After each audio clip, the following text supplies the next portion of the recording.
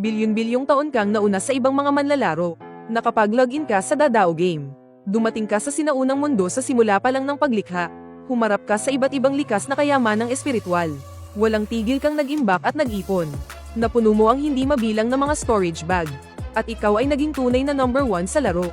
At ang walang katulad na kataas-taasang emperador ng Hongmeng. Habang nag-iisip ka kung paano magpatuloy sa pag-explore, biglang may lumitaw na abiso sa laro. Nagsanay ka na sa loob ng bilyon-bilyong taon. Ang iyong cultivation ay umabot na sa antas ng kataas-taasang emperador ng Hongmeng. Malapit ng opisyal na ilunsad ang Dadao game. Mangyaring pansamantalang umalis sa laro, at hintayin ang opisyal na pagbubukas. Sa sumunod na segundo, tinanggal ka mula sa laro.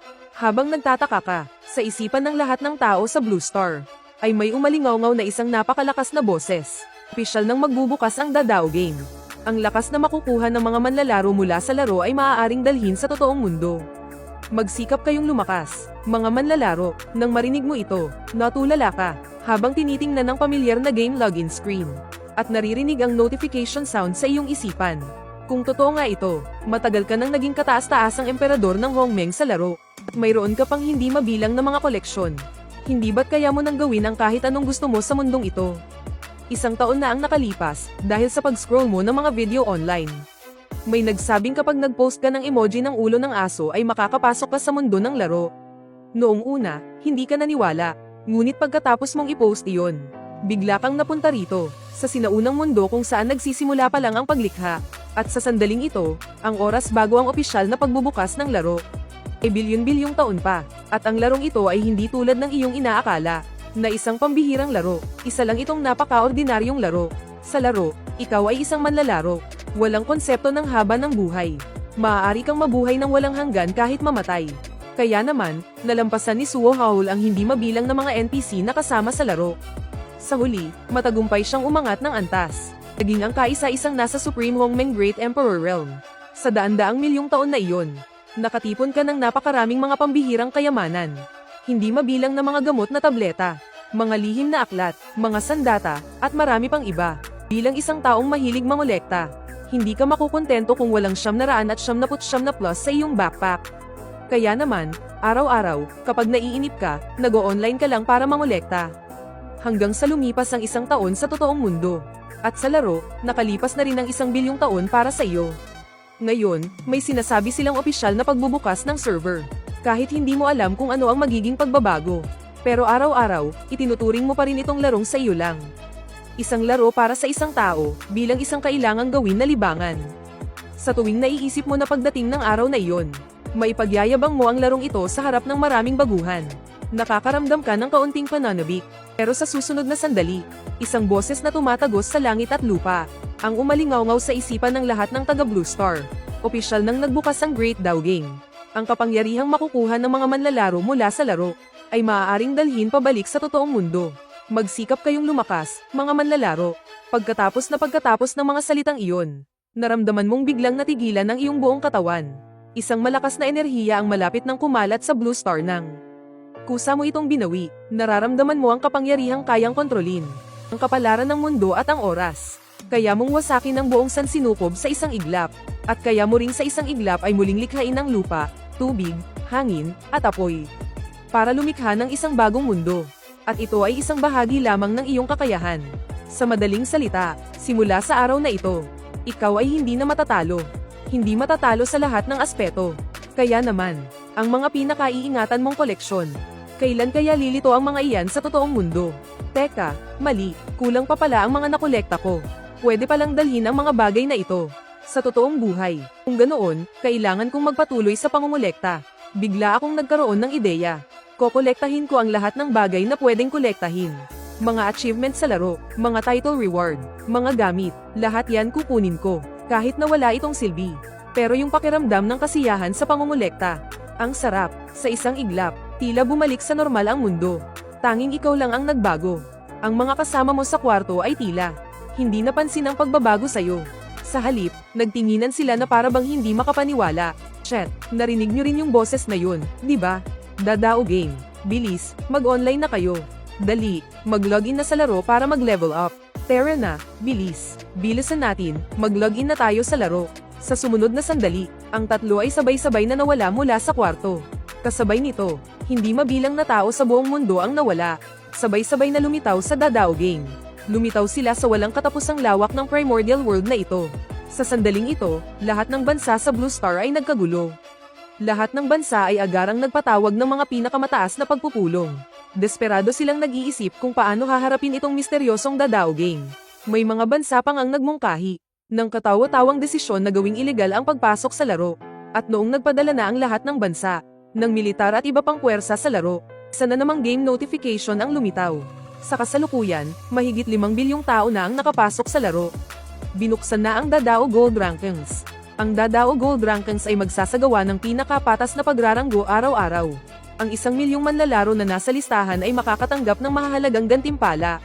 Bukas na ngayon ang Great Dao Gold Leaderboard Level Rankings. Mare-refresh ang listahan eksakto pagkatapos ng 24 na oras. Kung mas mataas ang iyong ranggo, mas malaki ang gantimpala. Ang unang pwesto ay makakatanggap ng isang super reward. Mag-level up kaagad para palakasin ang iyong sarili at makakuha ng mas maraming gantimpala. Ang paglabas ng Great Dao Gold Leaderboard ay nagdulot ng kasabikan sa napakaraming tao sa buong mundo, lalo na ang mga salitang mahalagang gantimpala. Ang 3 mong kasama sa kwarto ay sabay-sabay ding pumasok sa Great Dao Game. Lahat ng iba ay pumili na ng kani-kanilang game name. Ikaw lang ang matagal nang nakapili ng game name mo, 100 milyong taon na ang nakalipas. Dao Yi, nasa Beginner's Village number 527 kayo. Pagpasok pa lang, isang karagatan ng tao ang bubungad sa iyo. Hindi mabilang na mga tao ang nagsisiksikan. Talagang isang napakagandang tanawin. Pucha, ang lupit, bulalas ni Wang Lei at Zhou Hao. Pero ikaw, sa isang isip lang, alam mo na kung nasaan ang lugar na ito. Ang Beginner's Village na ito ay nasa loob ng teritoryo ng Eastern Great Tang sa kontinente ng Timog Zanzhou. Tara, bilisan natin, pumatay tayo ng mga kuneho. Mag-level up tayo kaagad. Baka sakaling makipagkumpetensya rin tayo sa level leaderboard. Hinayla ka ni Zhou Hao at akmang aalis na. Pero umiling ka, mauna na kayo. May kailangan akong gawin. Anong gagawin mo? Pucha, paano ka nakalipad? Pucha, habang nagsasalita si Zhou Hao, bigla siyang nataranta. Hindi mapakali ang mukha niya habang pinapanood kang lumilipad palayo. Ang mga mata niya ay puno ng pagtataka. Napansin na rin ng mga tao sa paligid ang paglipad mo. Tulala ang kanilang mga mata. Lahat ay mga baguhang player na kara-rating lang sa Beginner's Village. Sobra naman. Ikaw lang ang marunong lumipad, ang daya naman yan. Hoy, hindi mo sila pinansin. Diretsong nagpunta sa tabi ng harang ng Novice Village. Pagkatapos ay kinuha niya mula sa kanyang backpack ang isang Chaos Supreme Treasure. Ang Chaos Pearl. Sa sandaling ito, ang loob ng Chaos Pearl ay puno ng hindi mabilang na mga storage backpack. Halos walang katapusan. Lahat ng mga backpack na ito ay puno ng iba't ibang uri ng equipment. Mga item, mga magic treasure, mga gamot, ang mga bagay na mas mababa sa immortal grade ay walang karapatang mapasama sa iyong koleksyon. Pero ngayon, medyo nagsisisi ka na. Kung nalaman mo lang sana noon na ang mga bagay na ito ay maaaring magkatotoo sa realidad. Sa totoong buhay, kahit anong mangyari ay kokolektahin mo sana ang mga iyon. Pero hindi pa naman huli ang lahat ngayon. Patuloy lang sa pagkolekta, nararamdaman mo na ang iyong pagkahilig sa pagkolekta ay gustong-gusto ng kumilos. Samantala, sa kabilang banda, ang mga matataas na opisyal ng Great Xia ay nagpupulong din sa loob ng laro. Ilan sa ating militar sa Tianxia ang nagising na ang kanilang talento. Sa ngayon, halos lahat ng mga sundalo ng Great Xia ay pumasok na sa laro. Sa kasalukuyan, mayroon lamang tayong 100 tao na nagising na ang talento. Ganoon lang kaunti, sa mga sibilyan, humigit kumulang ilan. Hindi pa alam, pero sa ngayon, may 4 na katao na ang nakumpirmang nagising na ang talento. Isa na rito ay ang Novice Village number 2,347. At ang Novice Village number 9,527. Hanapin sila sa totoong buhay. I-recruit sila sa lalong madaling panahon. Ang ating pinakamataas na level sa ngayon ay level 10 na. Sa kasalukuyan, dapat ay nasa unang tier tayo at namunguna. Isa siyang taong may talento. Mayroon siyang kakayahan na tulad ng sa maalamat na General Zinglun. Kailangan niya lang bumuga ng puting hangin mula sa kanyang bibig para makuha ang kaluluwa ng mga taong mas mahina sa kanya. Napakalakas. Dapat nating makuha ang gantimpala para sa unang pwesto sa level rankings. Tumango si Elder Xia ng may kasiyahan. Mayroon na tayong ilang natuklasang may talento. Kailangang malaman agad ang kanilang pagkakakilanlan sa totoong buhay. Napakahalaga ng mga taong ito. Dapat nating gawin ang lahat para ma-recruit sila. Mabilis na lumipas ang 1 araw na oras ng pagsasanay. Kahit na ibinuhos ng lahat ang kanilang lakas sa laro para pumatay ng mga halimaw at mag-level up.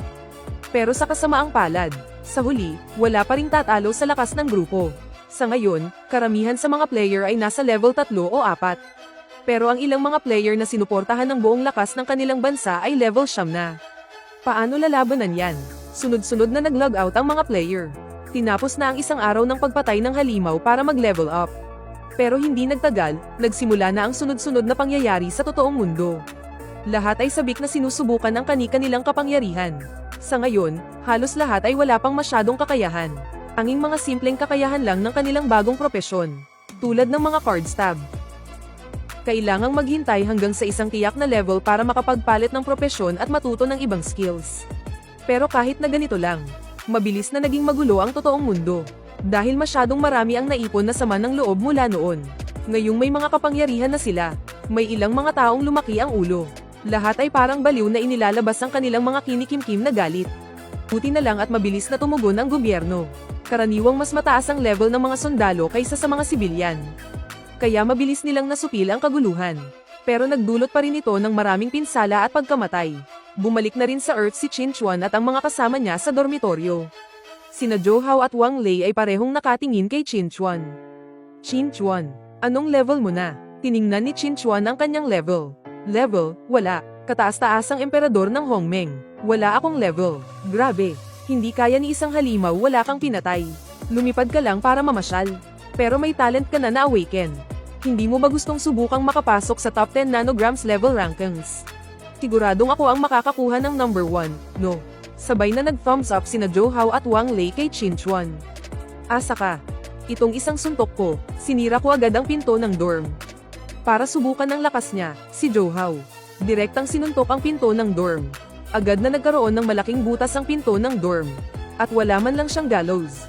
Level 5 pa lang siya, ha? Pero ganito na siya kalakas. Biglang tumunog ang anunsyo sa eskwelahan. Ang lahat ng guro at estudyante ay pumunta agad sa malaking field. Para sa pagpaparehistro ng identity sa laro, biglang nagbago ang itsura ng dalawa. Halatang halata sa mukha nila ang pag-ayaw. Alam na alam nila kung ano ang ibig sabihin ng pagpaparehistrong ito. Kapag ginamit ang totoong pangalan, lahat ng nakuha mo sa laro, ay maaaring malaman lahat ng ibang tao. Oo nga pala, Qin Chuan, yung tungkol sa awakened talent mo. Hinding-hindi mo dapat ipagsabi, seryosong sabi ni Wang Lei. Kung kailangan mo ng pera, sabihan mo lang kami.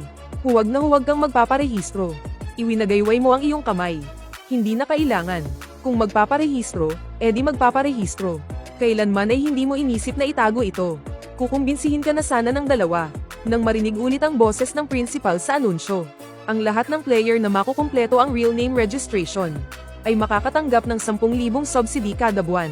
Ang mga may awakened talent ay maaaring makakuha ng 5 milyong tulong kada buwan.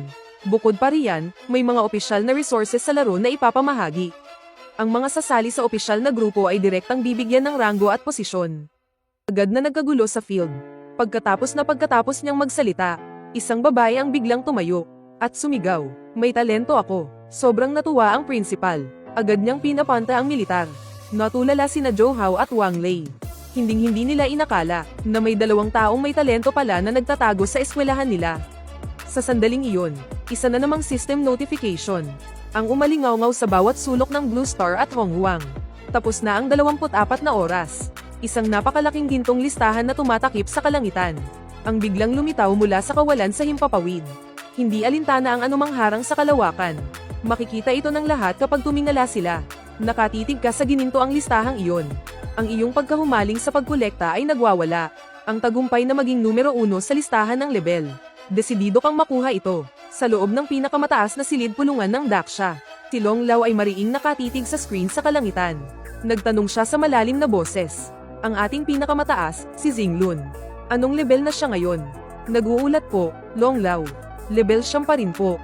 Walang tigil po siyang pumapatay ng mga halimaw. Tumango si Long Lao, ngunit bahagyang humigpit ang dulo ng kanyang mga daliri.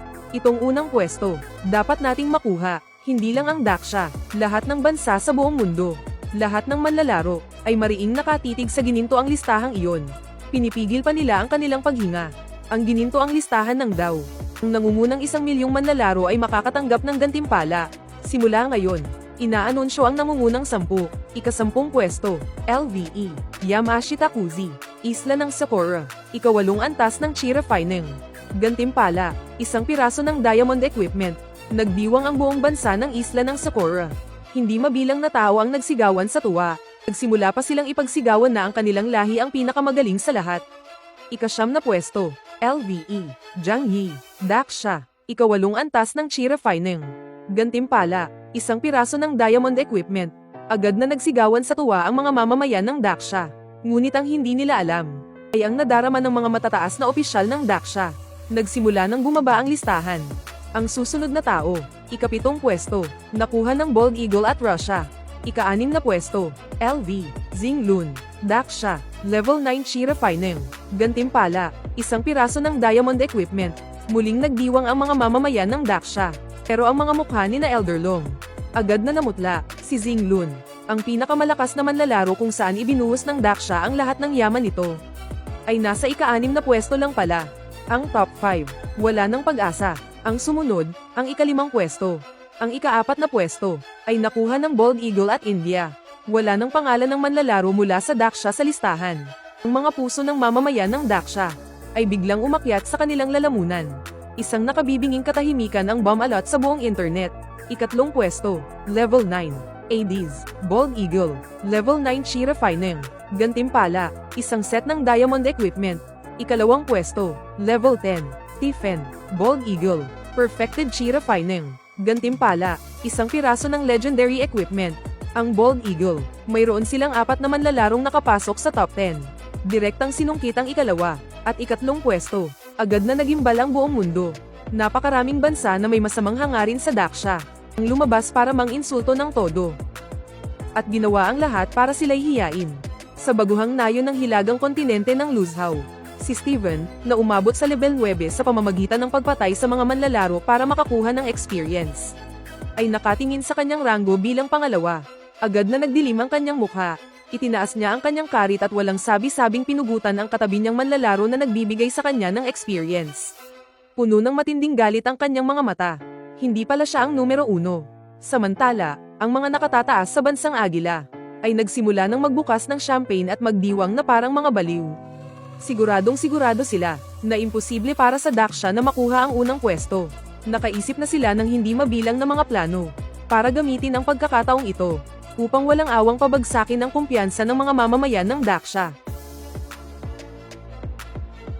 Samantala, sa panig naman ng Daksha, ang kapaligiran ay halos nakakabingi sa katahimikan. Ang lahat ay nagpipigil ng hininga habang nakatutok sa gintong listahan ng Daw.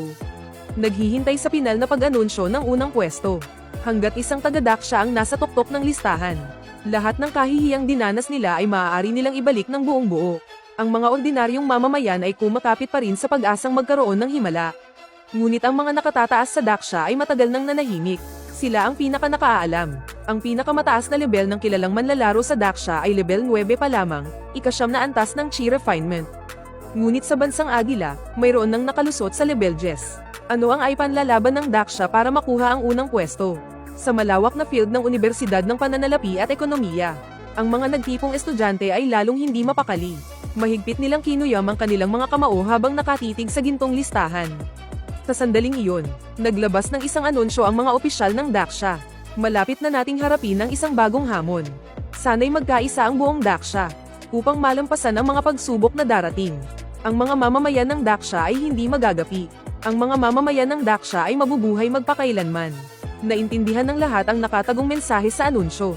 Tinanggap na ng mga nakatataas sa Daksha ang resulta. Ni isang manlalaro na level 10 ay wala pala sa Daksha. Agad na nagkagulo sa field. Ang lahat ay may kinikimkim na galit na hindi nila mailabas. Si Johao at Wang Lei ay mariinding nakatitig sa screen. Nagdarasal ng todo sa isip para sa isang himala. Sa lahat ng naroon, ikaw lang ang pinaka-relax. Bahagya kang nakangiti habang pinagmamasdan ang dakilang gininto ang listahan na sentro ng atensyon ng buong Blue Star. Habang lahat ay sukdulan ng kaba sa pag-aabang, dahan-daang bumukas ang gininto ang listahan. At sa wakas, ipinakita na ang impormasyon ng nasa tuktok. Unang pwesto, Dao Yi Tianzun, Ai Shi, Supreme Hongmeng Great Emperor.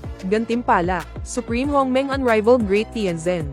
Ang kaisa-isang walang kapantay na titulo, Supreme Hongmeng Unrivaled Great Tianzhen. Natatanging titulo, Hindi tinatablan ng anumang pamamaraan. Hindi malapitan ng anumang kasamaan. Nagtataglay ng hindi mabilang na mahiwagang kapangyarihan. Napangiti ka. Nakuha na ang achievement, at nakakuha pa ng isang natatanging titulo. Isang matinding kasiyahan ng bumalot sa iyong puso. Ang buong Blue Star ay nabalot sa mahabang katahimikan. Isang level na may 5 tandang pananong. Ang hindi pa naririnig na cultivation level ng Supreme Hongmeng Great Emperor.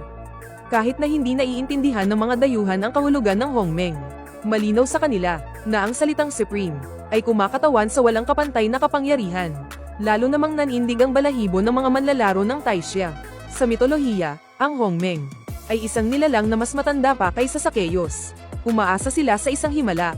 Hindi nila inaasahan na isang kataas-taasang Diyos pala ang darating.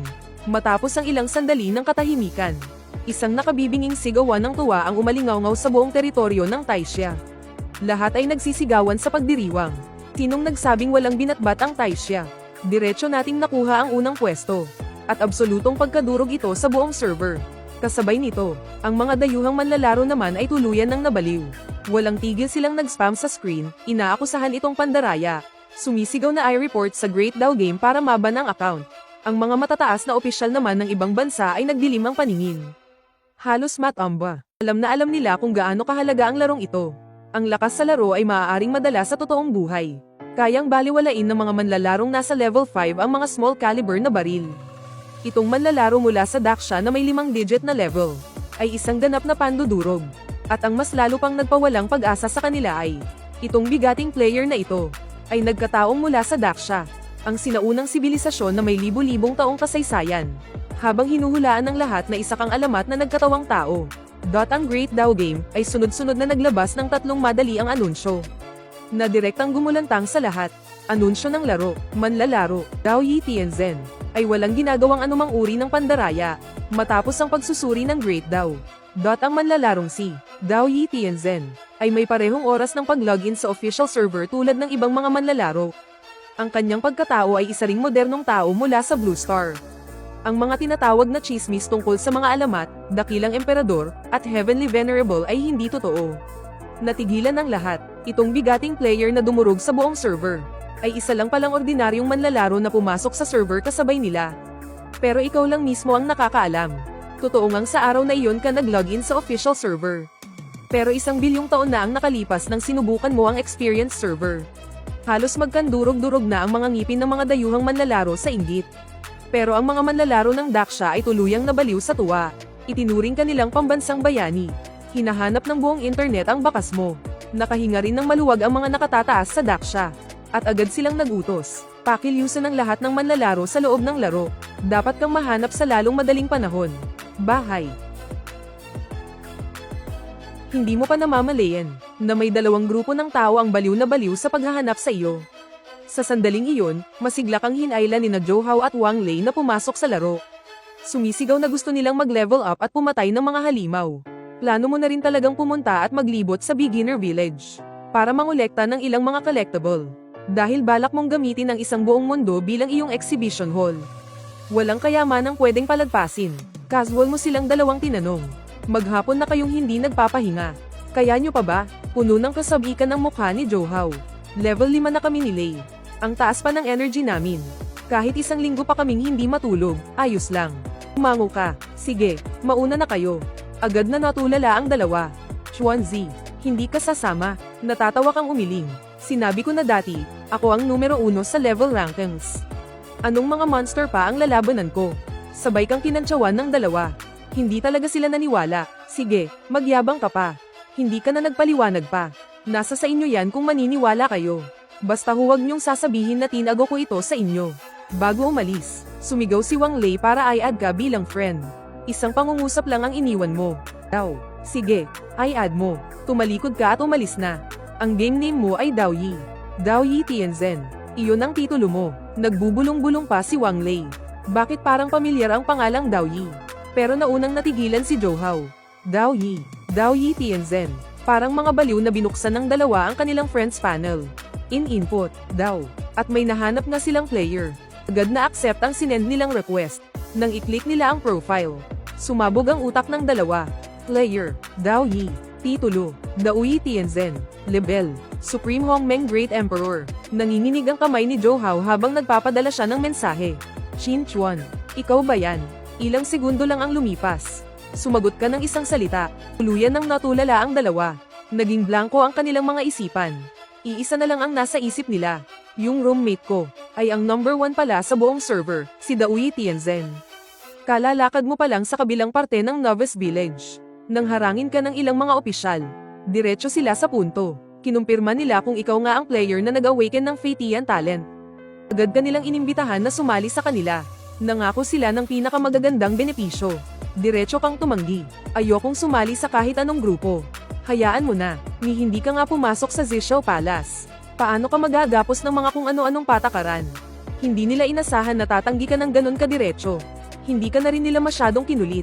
Paalis na sana sila, nang biglang tumunog ang isang server-wide announcement. Congratulations sa player na si Stephen sa pagpatay sa Novice Village boss. At naging, ikalawang player na matagumpay na nakaalis sa Novice Village. Kabanata ng Karanasan 1. Congratulations sa player na si Daoyi Tianzhen sa pagpatay sa Novice Village boss. At naging unang player na matagumpay na nakaalis sa Novice Village. Tagapanguna. Muling nagkagulo ang buong server. Malinaw na naunang tumunog ang announcement para kay Stephen. Pero bakit ikaw ang naging una? Ikaw lang ang nakakaalam. Hindi ka lang basta unang nakaalis sa Novice Village. Nakaalis ka na 1 bilyong taon na ang nakalipas. Nakuha mo na naman ang isa pang natatanging achievement. Sagad ang satisfaction na naramdaman mo. Sa kabilang dako, si Stephen nakatatapos lang pangunahan ng kanyang mga tauhan sa loob ng 27 oras para maklear ang Novice Village. Ang ngiti sa kanyang mukha ay biglang nanigas. Nanginginig ang buong katawan niya sa galit. Nanggigigil siya sa galit sa iyo. Ang Zhou Ying, Dacia, Mao Xiong, at ang iba pang mga bansa ay agad na kumilos. Para imbestigahan kung saang Novice Village ka naroroon. At mula roon ay tutuntunin ka hanggang sa mahanap. Ang mga opisyal ng Dacia ay direktang nagbigay ng utos, na kailangan kang matagpuan anuman ang mangyari.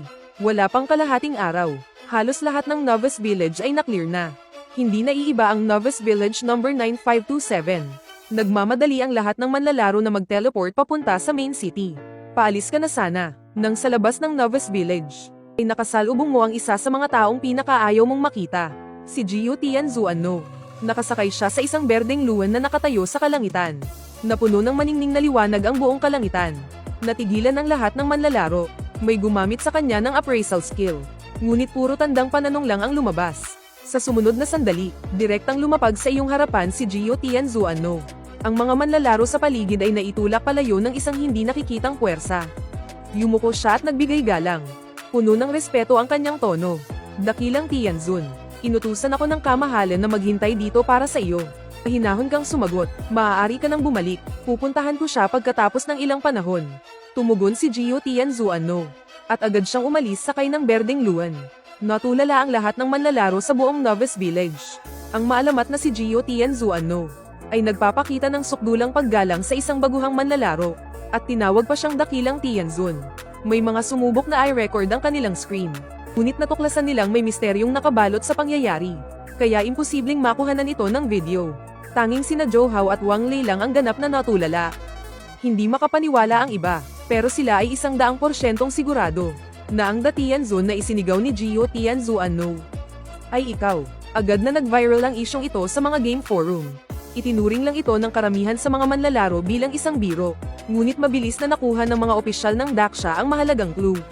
Agad nilang ipinatawag ang mga manlalaro mula sa Novice Village number 9527 para kumpirmahin. Sa huli, nakumpirma na ang pangyayaring ito ay totoong-totoo.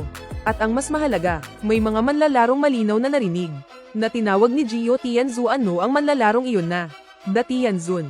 Lahat ng mga clue ay tumuturo sa misteryosong manlalaro mula sa Novice Village number 9527. At iyon ay ikaw, si Daoyi Tianzun. Tinitingnan ni Elder Long ang mga materyales ng ulat. Biglang nanliit ang kanyang mga mata. Pagkatapos, naging napakatatag ng kanyang tingin.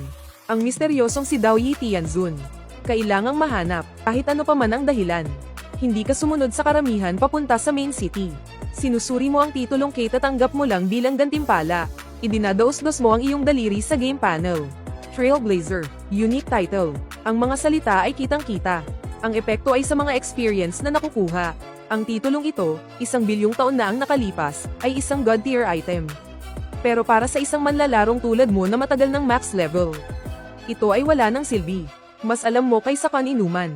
Nasa kasalukuyang chaos at primordial desolation.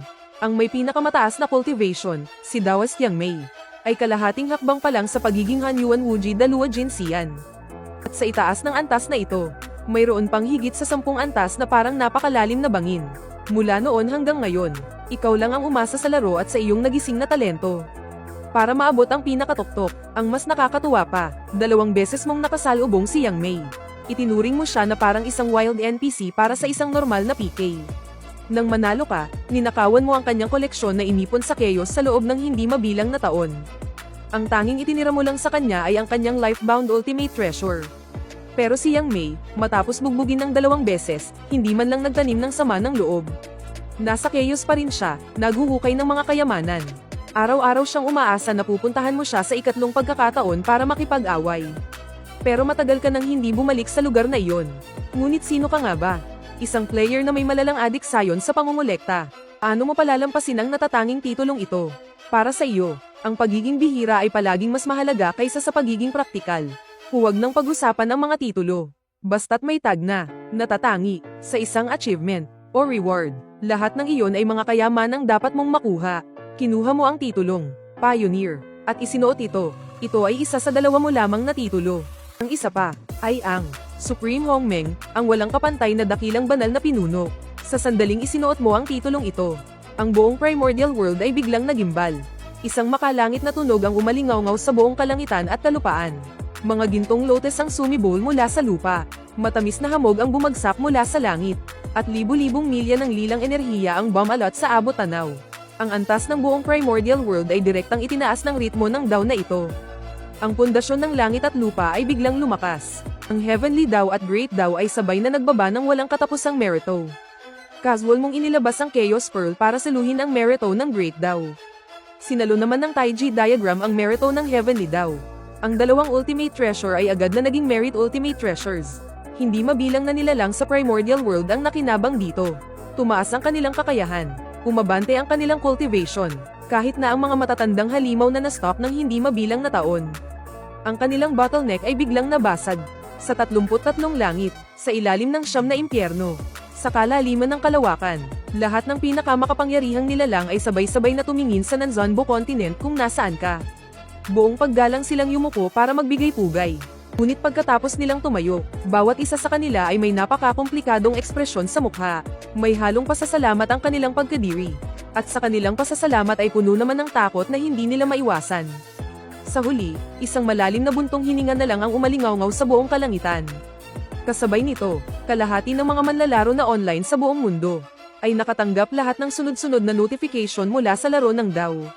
Permanenteng pag-unawa, dagdag isa sa nakukuhang experience. Isang buff, na-unlock na ang enlightenment status. Ang paraan ng Dao Yi. Biglang tumaas ng todo ang kanilang experience hanggang sa maabot ang level cap. Bilyon-bilyong manlalaro ang sabay-sabay na nakatanggap ng version-wide na benepisyo. Lahat sila ay natulala noon din. Nang matauhan sila, nagkagulo na sa mga forum. May mga taong baliw na baliw sa pagsamba sa iyo, ang Dao Yi Heavenly Lord. Sinasabi nilang parang hindi iisang laro ang nilalaro ninyo. Mayroon ding mga manlalaro na kaka-offline lang at hindi nakakuha ng benepisyo kaya't nabadtrip sila ng husto. Nagsimula silang manggulo sa forum at sumisigaw ng hindi patas. Pero ang lahat ng kaguluhang ito, wala ka man lang ganang silipin. Sa loob ng opisyal na command center ng Taisha, hindi nakakuha ng benepisyo si Elder Long pero wala siyang pakialam. Nakatitig lang siya sa report at nagtanong. Sigurado ba kayo kung ilan lahat ang bilang ng mga manlalaro mula sa military na nakinabang dito? Elder Long, maliban sa iilang naka-duty, lahat ng iba pa ay online. Tumango si Elder Long. Tumingin siyang muli sa report ng pagsusuri sa paraan ng Dao Yi. Na report ng pagsusuri, kahit na marami na siyang nakita at alam. Hindi niya pa rin mapigil ang mapasinghap. Ang teknik na ito ay kayang gawing mana ang intelligence. Sa bawat pag-level up, may dagdag na free attribute points na patuloy na tumataas. Kaya rin itong automatikong magpataas ng experience. Sa level 10 pa lang, pwede nang direktang mag-change class bilang isang chi refiner. Ang nag-iisang problema ay hindi ito maipapasa, at hindi rin pwedeng sabihin sa iba.